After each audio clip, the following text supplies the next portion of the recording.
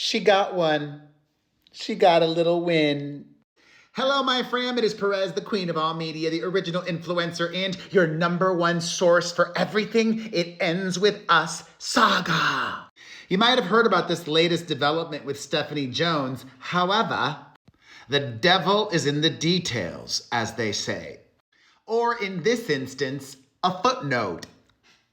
I'm going to make this very brief because I already made one video talking about Stephanie Jones today. As I've shared with you all, we are currently in the discovery phase of this, thankfully, never-ending trial.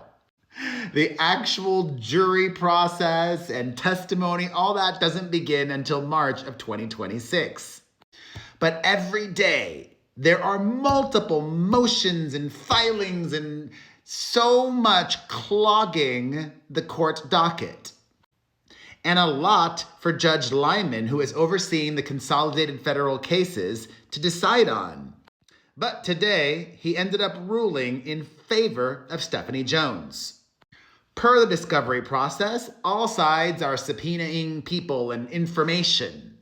Team Baldoni was trying to get some very important Stephanie Jones-related info, specifically related to all those Jen Abel text messages and emails. Stephanie Jones objected. Wayfarer objected to her objection.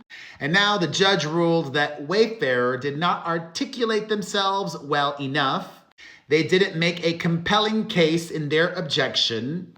So, as a result of that, the judge says, quote, the motion for a protective order prohibiting the Wayfarer parties from enforcing the subpoena is granted. Some folks may not have even read past there. They got to the ruling, okay, stop. Not me.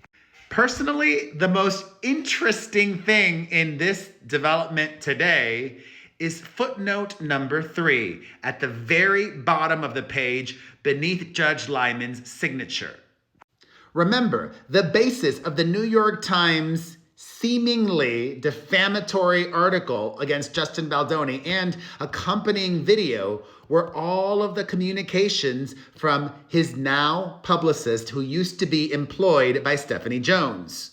The texts and emails that self-proclaimed women's advocate Blake Lively obtained through her sham Van Zandt lawsuit. That happened last year and is separate from these consolidated cases.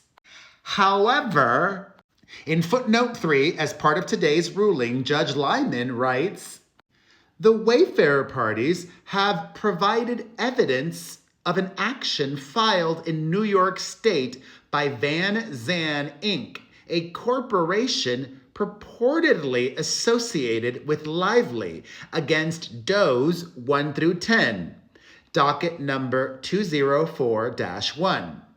The Wayfarer parties assert, parentheses, without providing evidence, that this action was filed solely in order to allow Van Zandt, Inc. to subpoena Jones' works for Abel's communications under New York law, docket 204-1. This does not provide probable cause to believe that the identified communications between Edgeworth and Jones or Jones' works were in furtherance of a crime or fraud. I have read everything filed in this saga. And listen, I'm human. Sometimes I make mistakes. But I think this today is the first time that Judge Lyman has acknowledged the Van Zandt sham of it all. And I'm not a lawyer, clearly. But I think that lawsuit is very relevant here. In many ways. 2 come to mind very quickly and easily. 1, her smear campaign against him. And 2, basically all of the causes of action in her complaint. Meaning she lied or exaggerated the truth. She had no receipts, proof, timeline. So she filed this sham lawsuit in order to get something. Because she knew way back in the fall of last year that she was planning this lawsuit. And if she would have filed a lawsuit without anything, it would have been possible the judge tossed it out of court. That did not happen, and her gamble paid off. She got the texts and emails. The New York Times took her bait, and here we are. But I don't know, I'm just spitballing. Needless to say, I think the Van Zandt of it all is relevant, and I'm excited to see if indeed that plays out in court and how. I think her shady business dealings in this instance, and maybe they might even bring up that awful company she ran with her brother where the employees were complaining about mistreatment. All of that shows a pattern of behavior, and especially with regards to the Van Zandt of it all, and especially with regards to the Van Zandt of it all, shady behavior. And also, I like to see that the judge seems to be fair thus far.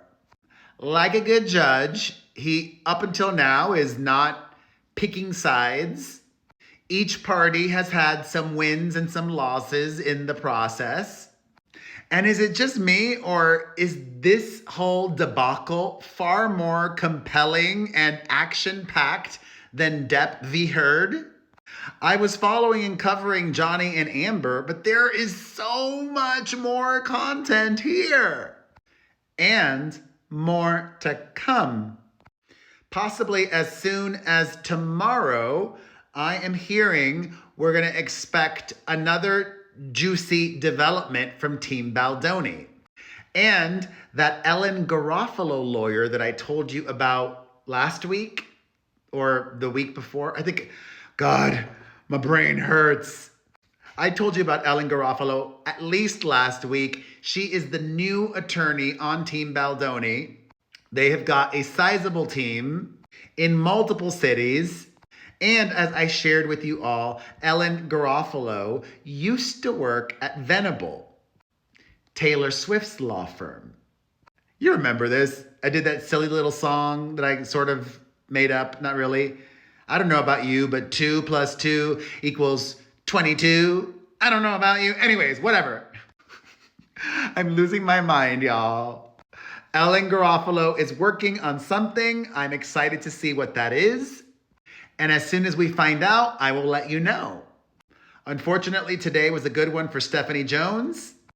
Who knows what tomorrow will bring, but it will definitely bring me, because I am Perez, the queen of all media, the original influencer, and your #1 source for everything It Ends With Us saga.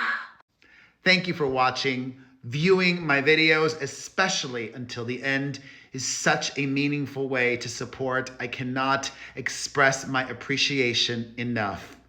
All right, thoughts on everything? Let's discuss in the comments section. See you there.